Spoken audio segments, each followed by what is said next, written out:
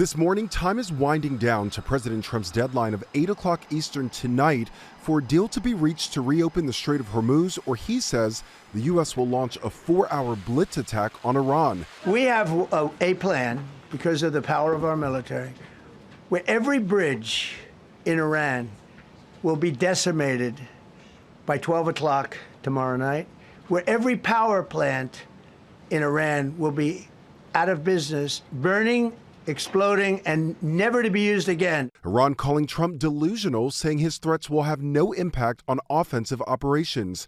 New video online shows one of Iran's multiple strikes in the region targeting energy infrastructure and oil facility in Bahrain. You can see a failed attempt at intercepting that strike. Ahead of tonight's deadline, President Trump insists the people of Iran want the U.S. to target their bridges and power plants if necessary. They would be willing to suffer that in order to have freedom. But critics question Trump ramping up his rhetoric, including his profanity-laced message to Iran Sunday. This is a mockery not just of Islam, it's a mockery of Christianity.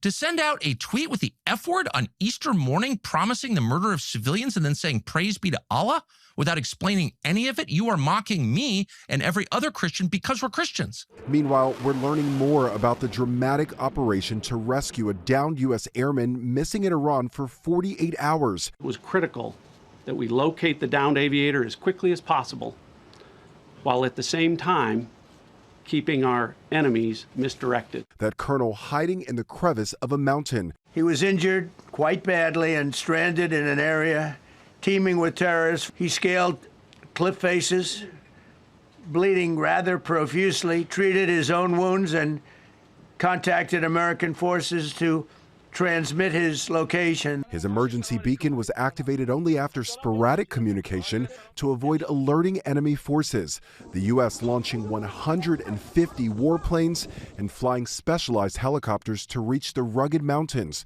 President Trump upset about an alleged leak to the media about the fighter jet that was shot down. He's now threatening to have the journalist responsible jailed. We're going to go to the media company that released it, and we're going to say, national security, give it up or go to jail. When they did that, all of a sudden, the entire country of Iran knew that there was a pilot that was somewhere on their land that was fighting for his life.